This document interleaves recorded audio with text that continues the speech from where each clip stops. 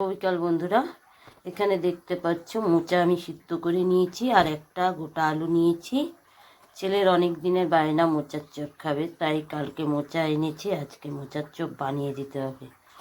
তাই এখানে আমি মোচা সিদ্ধ করে নিয়েছি আর একটা আলু সিদ্ধ নিয়েছি। তা চলো দেখা যাক কীভাবে মোচার চপ বানানো যায়। কড়াইতে তেল গরম হয়ে গেছে, এখন দিয়ে দিচ্ছি সাদা জিরা ফোড়ন, দিয়ে দিচ্ছি থেতো করা আদা আর কাঁচা লঙ্কা, একটু জল, স্বাদ মতন লবণ, দিয়ে দিচ্ছি হলুদের গুঁড়ো, জিরের গুঁড়ো, সামান্য একটু লঙ্কার গুঁড়ো, স্বাদ মতন চিনি। এখন দিয়ে দিব সেদ্ধ করা মোচাটা, আলুটাও দিয়ে দেবো, আলুটাকে ভেঙে দিচ্ছি, সব কিছু একসঙ্গে ভালো করে মিশিয়ে দিচ্ছি। এখানে জিরে ভেজে রেখেছি গুঁড়ো করে, বাদাম গুঁড়ো করে রেখেছি ভেজে, কয়টা কিশমিশ দিয়ে দেবো, দিয়ে দিচ্ছি সব কিছু একসঙ্গে। যেহেতু আজকে শনিবার তাই নিরামিষভাবে বানাচ্ছি, রসুন পেঁয়াজ কিছু দিচ্ছি না। এখন কী করতে পারছি না, দিয়ে দিচ্ছি পাউরুটির গুঁড়ো, ভালো করে মিশিয়ে নিচ্ছি। দিয়ে দিচ্ছি গরম মশলার গুঁড়ো, এখন নামিয়ে ফেলবো, ঠান্ডা করতে দিই।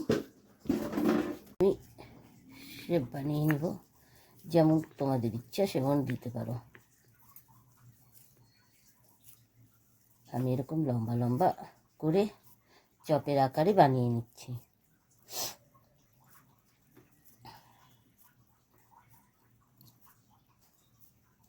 দেখো বন্ধুরা, হয়ে গেছে, এরকম করে সব কটা চপের আকারে বানিয়ে নেব। 4টা চপ হয়েছে দেখো। এখন আমি ময়দার মধ্যে মাখিয়ে নেব।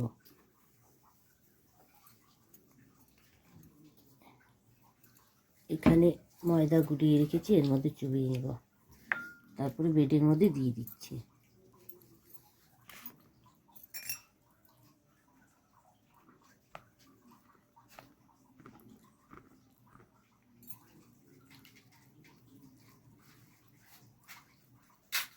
আর একবার আমি ময়দারগুলোর মধ্যে দিয়ে নিলাম।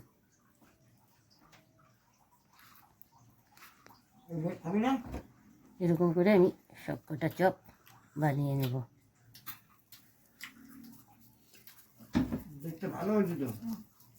হয়ে গেছে এটা, এরকম করে সব কটা চপ আমি বানিয়ে নেব।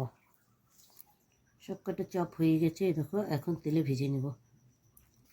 সাদা তেল গরম করতে দিয়েছি, এখন একে একে চপটা দিয়ে দিচ্ছি। দেখো হয়ে এসেছে, আর একটু হবে। চপটা হয়ে গেছে, এখন নামিয়ে ফেলবো। দেখো বন্ধুরা, চপটা নামিয়ে ফেলেছি। ভিডিওটি ভালো লাগলে লাইক কমেন্ট শেয়ার সাবস্ক্রাইব করবেন। মা লক্ষ্মী কিচেন এরকম নতুন নতুন রেসিপি থেকে বলে ভিডিওটি আমি শেষ করছি। নমস্কার বন্ধুরা।